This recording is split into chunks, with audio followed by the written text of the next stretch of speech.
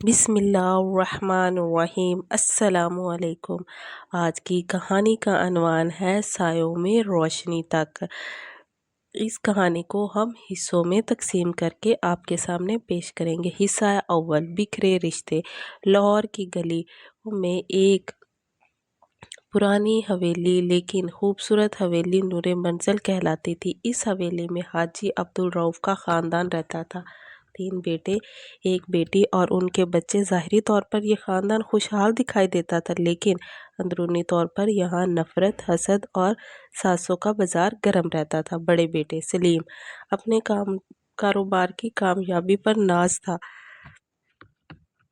وہ ہمیشہ چاہتا تھا کہ تمام جائیداد پر اس کا راج ہو۔ دوسرا بیٹا ندیم سادہ دل اور کچھ کمزور طبیعت کا مالک تھا، جبکہ تیسرا بیٹا وسیم اور اس کی بیوی شمائلہ خاندان میں فتنہ پیدا کرنے کے لیے ماہر تھی۔ خاندان کی سب سے چھوٹی بیٹی ہانیہ سب کی لاڈلی تھی۔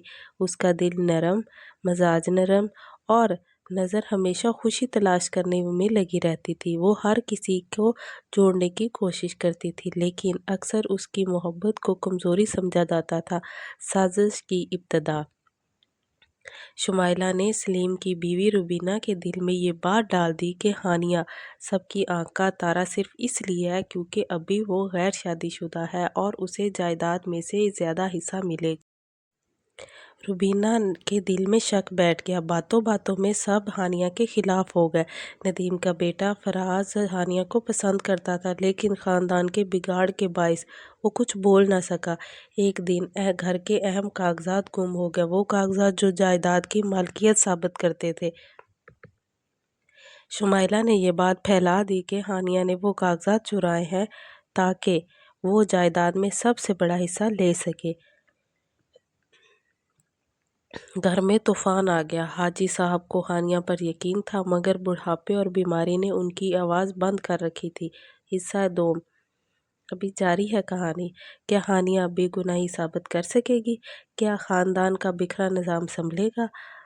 اس کہانی کا عنوان ہے سایوں سے روشنی تک۔ حصہ دوم، بے گناہی کی جدوجہد۔ ہانیہ پر الزام لگا تو جیسے سب کے پیروں کے تلے سے زمین نکل گئی۔ وہ جو ہر کسی کے لیے دعائیں کرتی تھی، آج اسی پر چوری کا داغ لگا دیا گیا۔ روبینہ، شمائلہ اور یہاں تک کہ سلیم بھی اس پر چیخنے لگا۔ ندیم خاموش کھڑا تھا اور وسیم نے نظریں پھیر لیں۔ صرف حاجی صاحب کی آنکھوں میں دکھ اور بے یقینی تھی۔ ہانیہ اپنے کمرے میں بند ہو گئی۔ اس نے نہ کھایا نہ پیا، دل ٹوٹ چکا تھا، آنکھوں سے آنسو بہتے رہے۔ اس کی ماں کا انتقال اس کے بچپن میں ہو چکا تھا۔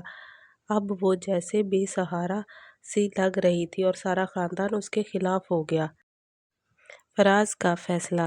فراز جو ندیم کا بیٹا تھا، ہانیہ سے خاموش محبت کرتا تھا۔ اسے یقین تھا کہ ہانیہ ایسا کچھ نہیں کر سکتی۔ اس نے چھپ کر تحقیق شروع کی۔ ایک دن شمائلہ کی ملازمہ رضیہ نے اسے بتایا کہ وہ اصل کاغذات شمائلہ کے صندوق میں دیکھ چکی ہے۔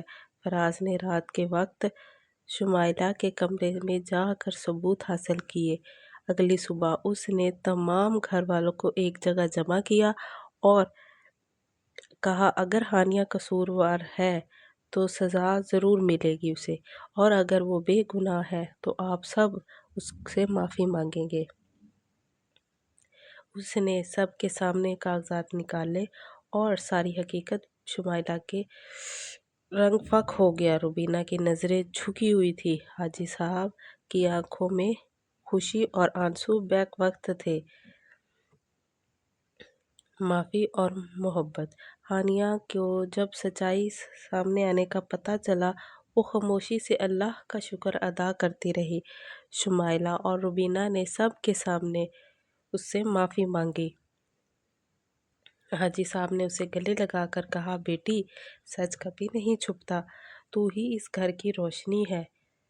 فراز نے اسی دن سب کے سامنے ہانیہ کا ہاتھ مانگ لیا۔ ندیم نے مسکرا کر حامی بھر لی۔ اگر آپ کو میری یہ کہانی پسند آئی ہے تو پلیز میرے چینل کو لائک، سبسکرائب اور شیئر ضرور کیجیے گا۔